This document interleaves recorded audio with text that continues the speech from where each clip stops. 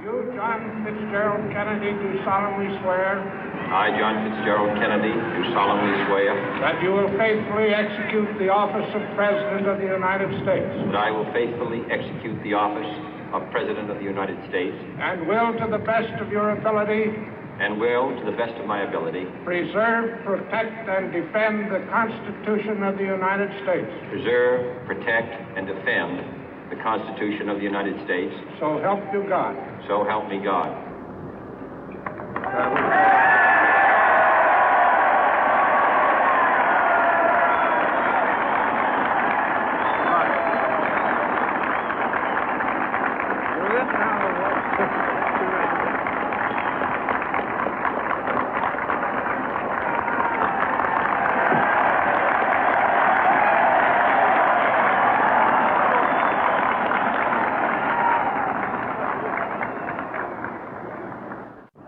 Vice President Johnson, Mr. Speaker, Mr. Chief Justice, President Eisenhower, Vice President Nixon, President Truman, Reverend clergy, fellow citizens.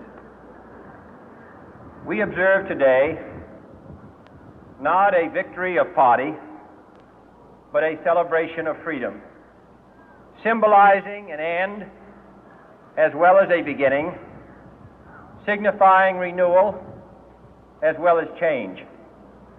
For I have sworn before you and Almighty God the same solemn oath our forebears prescribed nearly a century and 3/4 ago. The world is very different now, for man holds in his mortal hands the power to abolish all forms of human poverty and all forms of human life. And yet the same revolutionary beliefs for which our forebears fought are still at issue around the globe. The belief that the rights of man come not from the generosity of the state, but from the hand of God. We dare not forget today that we are the heirs of that first revolution. Let the word go forth from this time and place to friend and foe alike that the torch has been passed to a new generation of Americans born in this century, tempered by war, disciplined by a hard and bitter peace, proud of our ancient heritage, and unwilling to witness or permit the slow undoing of those human rights to which this nation has always been committed and to which we are committed today at home and around the world.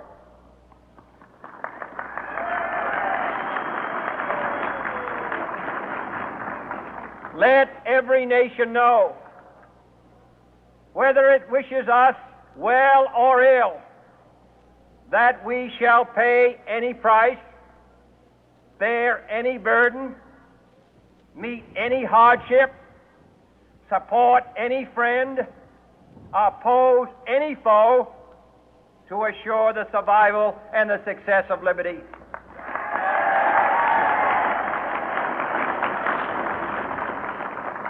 This much we pledge and more. To those old allies whose cultural and spiritual origins we share, we pledge the loyalty of faithful friends. United, there is little we cannot do in a host of cooperative ventures. Divided, there is little we can do, for we dare not meet a powerful challenge at odds and split asunder. To those new states whom we welcome to the ranks of the free, we pledge our word that one form of colonial control shall not have passed away, merely to be replaced by a far more iron tyranny. We shall not always expect to find them supporting our view, but we shall always hope to find them strongly supporting their own freedom, and to remember that in the past, those who foolishly sought power by riding the back of the tiger ended up inside.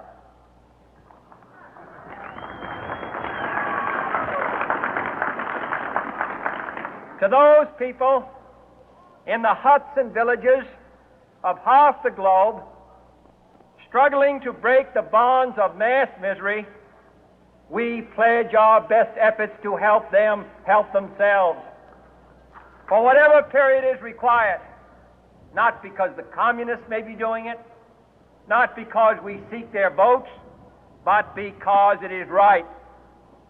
If a free society cannot help the many who are poor, it cannot save the few who are rich.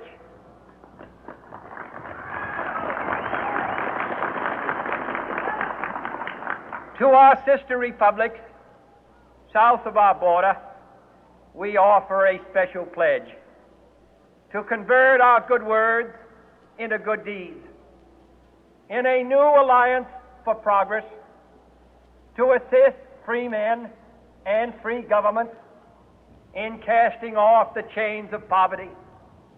But this peaceful revolution of hope cannot become the prey of hostile powers. Let all our neighbors know that we shall join with them to oppose aggression or subversion anywhere in the Americas. And let every other power know that this hemisphere intends to remain the master of its own house.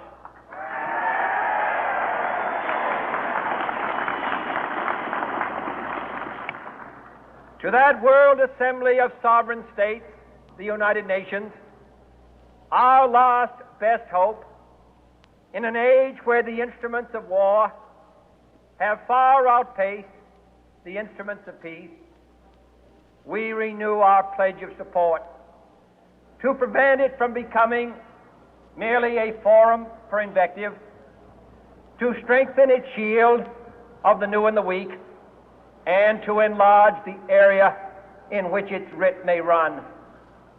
Finally, to those nations who would make themselves our adversary, we offer not a pledge, but a request that both sides begin anew the quest for peace. Before the dark powers of destruction, unleashed by science, engulf all humanity in planned or accidental self-destruction, we dare not tempt them with weakness, for only when our arms are sufficient beyond doubt can we be certain beyond doubt that they will never be employed. But neither can two great and powerful groups of nations take comfort from our present course, both sides overburdened by the cost of modern weapons, both rightly alarmed by the steady spread of the deadly atom, yet both racing to alter that uncertain balance of terror that stays the hand of mankind's final war. So let us begin anew, remembering on both sides that civility is not a sign of weakness, and sincerity is always subject to proof. Let us never negotiate out of fear, but let us never fear to negotiate.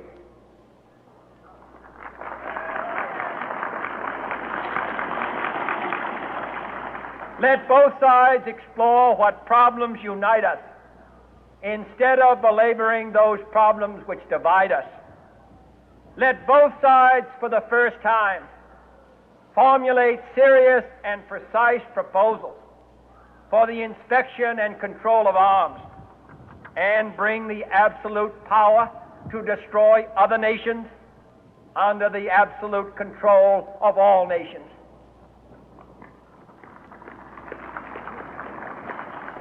Let both sides seek to invoke the wonders of science instead of its terrors.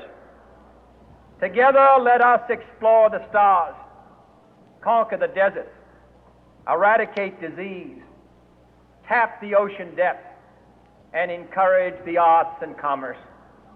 Let both sides unite to heed in all corners of the earth the command of Isaiah to undo the heavy burden and let the oppressed go free. And if a beachhead of cooperation may push back the jungle of suspicion, let both sides join in creating a new endeavor, not a new balance of power, but a new world of law, where the strong are just and the weak secure and the peace preserved. All this will not be finished in the first 100 days, nor will it be finished in the first 1,000 days, nor in the life of this administration, nor even perhaps in our lifetime on this planet. But let us begin.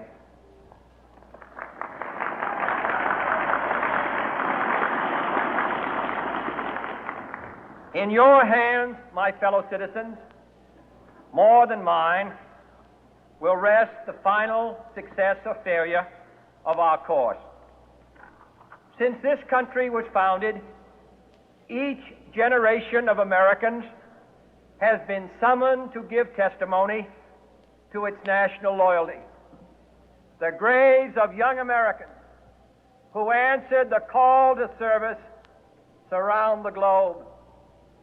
Now the trumpet summons us again, not as a call to bear arms, though arms we need, not as a call to battle, though in battle we are, but a call to bear the burden of a long twilight struggle, year in and year out, rejoicing in hope, patient in tribulation, a struggle against the common enemies of man, tyranny, poverty, disease, and war itself.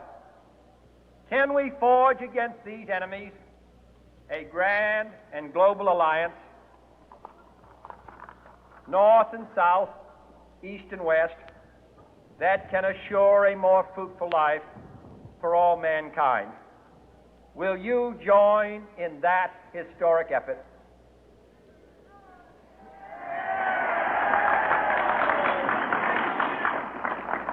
In the long history of the world, only a few generations have been granted the role of defending freedom in its hour of maximum danger.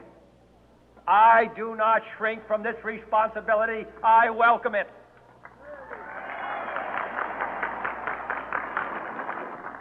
I do not believe that any of us would exchange places with any other people or any other generation. The energy, the faith, the devotion which we bring to this endeavor will light our country and all who serve it. And the glow from that fire can truly light the world.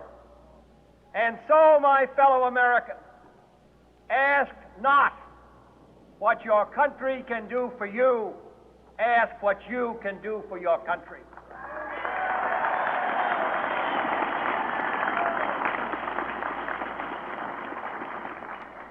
My fellow citizens of the world, ask not what America will do for you, but what together we can do for the freedom of man.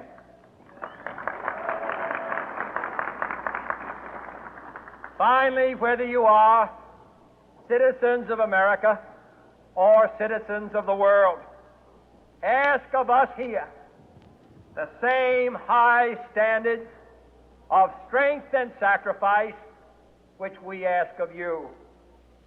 With a good conscience, our only sure reward, with history the final judge of our deeds, let us go forth to lead the land we love, asking His blessing and His help, but knowing that here on earth God's work must truly be our own.